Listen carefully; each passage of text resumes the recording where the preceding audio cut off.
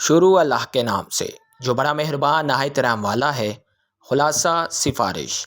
اس سبق کے مصنف ہیں احمد ندیم قاسمی۔ جب میں گلی کے موڑ پہ آیا تو کوئی ٹانگا موجود نہ تھا۔ اتنے میں نے فیقے کوچوان کو آتے ہوئے دیکھا۔ فیقے کے چہرے سے اس کی پریشانی ظاہر ہو رہی تھی۔ میرے پوچھنے پر فیقے نے بتایا کہ اس کے باپ نے مصری شاہ سے گزرتے ہوئے ایک حکیم سے سرما لے کر آنکھ میں ڈالا، جس سے اس کی آنکھ کی بینائی جاتی رہی۔ لاکھ جتن کر لیے لیکن کوئی فرق نہیں پڑا۔ ہسپتال میں چوکیدار کی سفارش سے داخلہ تو مل گیا لیکن برآمدے میں۔ صبح سے شام ہونے کو آئی، کوئی ڈاکٹر یا نرس دیکھنے کو نہیں آئی۔ بابو جی آپ میرے ساتھ چلیے اور کسی ڈاکٹر کو کہہ دیجئے کہ وہ صدیقے مریض کو ذرا دیکھ لے۔ میں نے ڈاکٹر جبار کا پتہ بتایا اور کہا کہ ان کو جا کر میرا سلام دینا کام ہو جائے گا۔ فیقہ میرا شکریہ ادا کر کر چلا گیا۔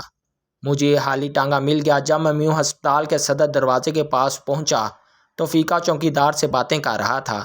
میں نے سوچا کیوں نہ ہسپتال جا کر ڈاکٹر جبار کو کہہ دوں۔ اتنے میں ٹانگا آگے گزر چکا تھا۔ تھوڑی دور جا کر گھوڑا پھسل کر گرا اور 10 منٹ تک اٹھ نہ سکا۔ اتنے میں ڈاکٹر عبدالجبار میرے پاس سے تیزی سے موٹر سائیکل پر گزرے۔ میں نے آواز دی مگر وہ جا چکے تھے۔ اگلی صبح فیقہ میرے گھر آئے اور کہا کہ ڈاکٹر عبدالجبار تو کل ڈیوٹی پر تھے ہی نہیں، ان کی تو آج دن کی ڈیوٹی ہے۔ اس نے مجھے اپنے ساتھ چلنے کا کہا تو میں نے اپنا کارڈ دے دیا اور کہا کہ ڈاکٹر جبار کو دکھا دینا کام ہو جائے گا۔ شام کو فیقہ میرے گھر آیا اور مجھے بتایا کہ کوئی اندر جانے نہیں دیتا، کہتے ہیں کہ باری پہ آؤ۔ میں نے فیقے سے کہا کہ کل اس کے ساتھ ضرور جاؤں گا، لیکن مجھے شیخو پورے جانا پڑ گیا۔ پھر 3 دن تک فیقہ میرے پاس نہیں آیا۔ چوتھے دن کوچوان سے معلوم ہوا کہ فیقے کے باپ کو وارڈ میں جگہ مل گئی ہے۔ اگلی صبح دوبارہ فیقہ میرے پاس آیا اور کہنے لگا کہ انہوں نے بابا کو کوٹ لکھپت کے ہسپتال میں بھیج دیا ہے، آپ کچھ کریں۔ میں نے ڈاکٹر جبار کو فون کیا لیکن ان سے رابطہ نہ ہو سکا۔ پھر مصروفیات میں بات آئی گئی ہو گئی۔ 5-6 روز بعد فیقہ ملا تو خوش تھا۔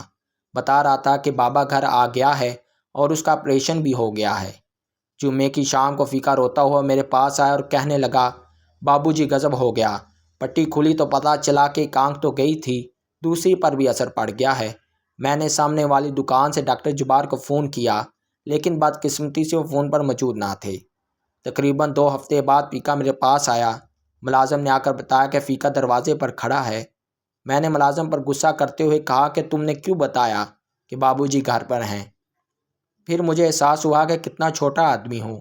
2-3 لاکھ کی بات نہیں بلکہ 2 آنکھوں کی بات ہے اور میں جھوٹ بولتا چلا جا رہا ہوں۔ ہمت کر جب میں باہر گیا تو فیقے نے روتے ہوئے کہا کہ بابو جی میں آپ کا کس طرح شکریہ ادا کروں؟